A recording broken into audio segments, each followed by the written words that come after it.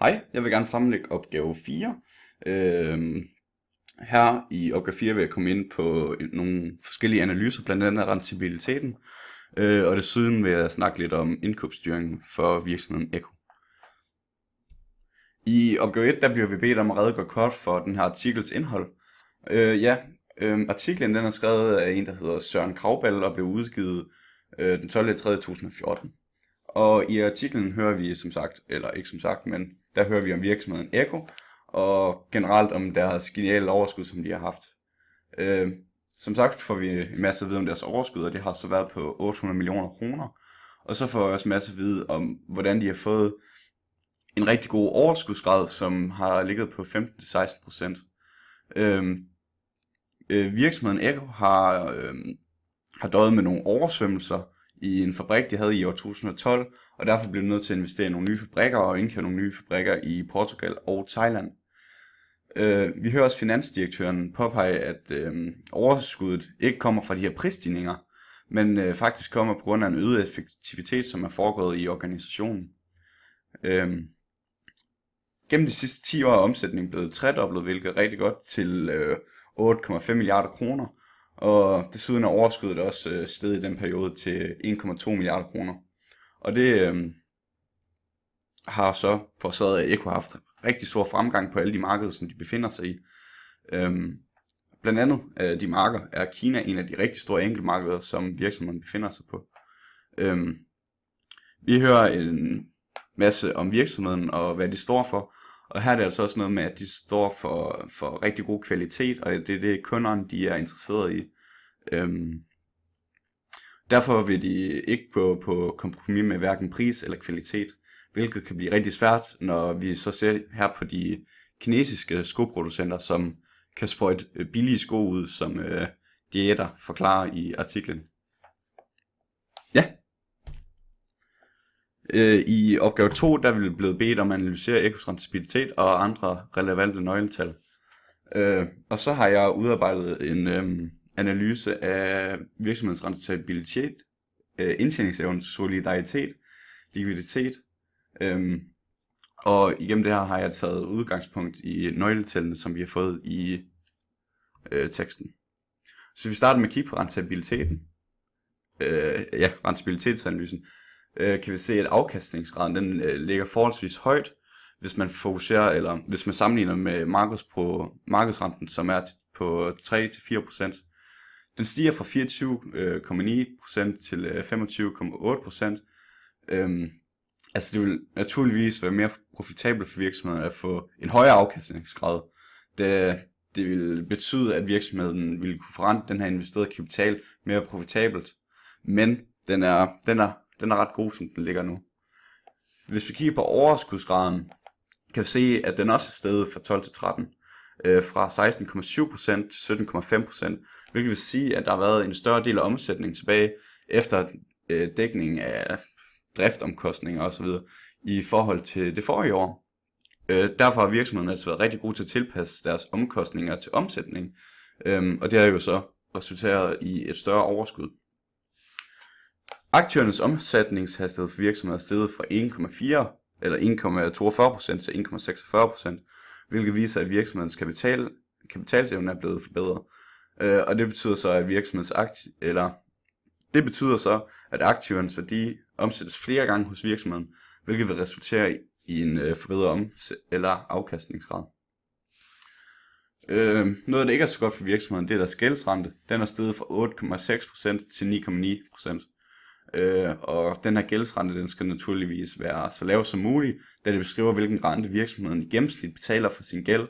9,9%, det er en forholdsvis stor rente, vil jeg mene. Og hvis vi kigger på egenkapitalens forrentning for virksomheden, kan vi se, at den er faldet fra 37,7% til 37,6%. Det er jo så en positiv ting, da det ligesom afkastningsgraden er et udtryk for, om det er mere rentabelt at investere i den her virksomhed. Egenkapitalens forrentning er højere end afkastningsgraden, hvilket som sagt igen er en positiv ting.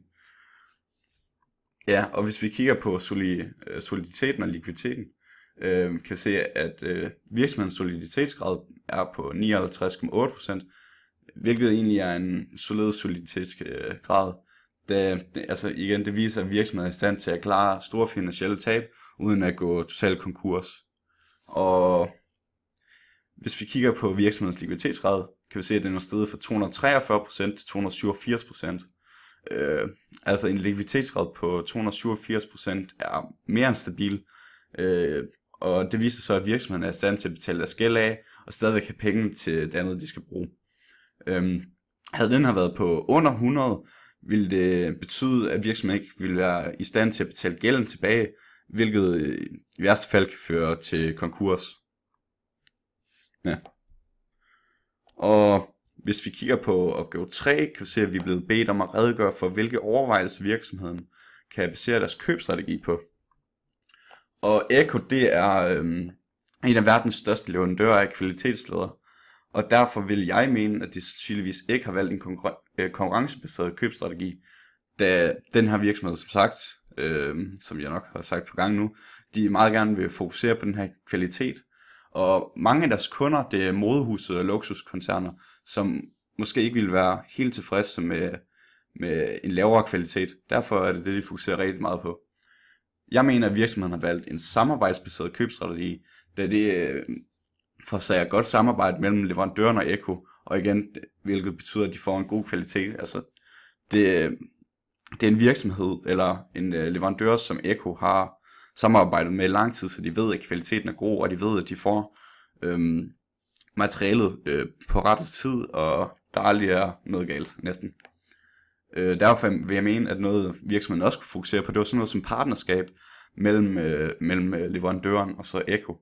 Og der er nogle fordele ved det, så vil jeg lige hurtigt komme med nogle af dem. En af de vigtigste for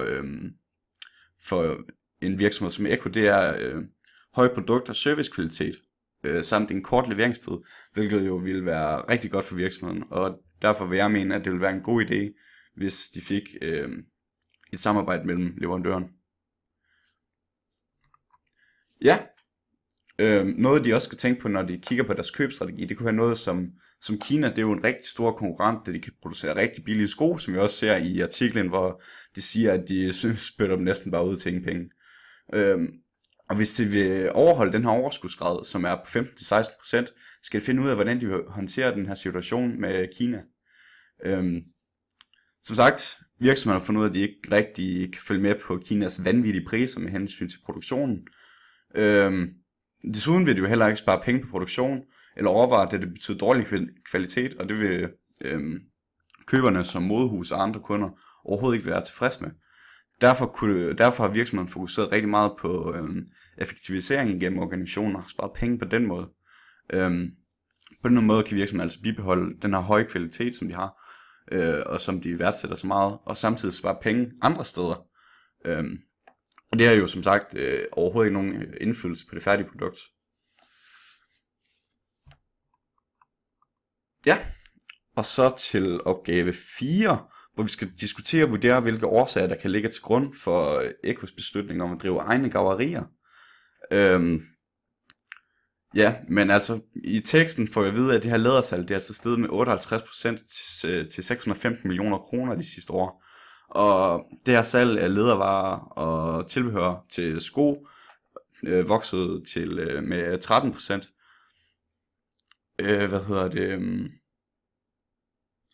Ja, så derfor er en af de hovedliggende grunde til, at de nok har valgt at fokusere på at lave eller have egne garverier, er nok fordi igen, de vil effektivisere, og de vil ikke miste, altså de vil stadigvæk have høj kvalitet.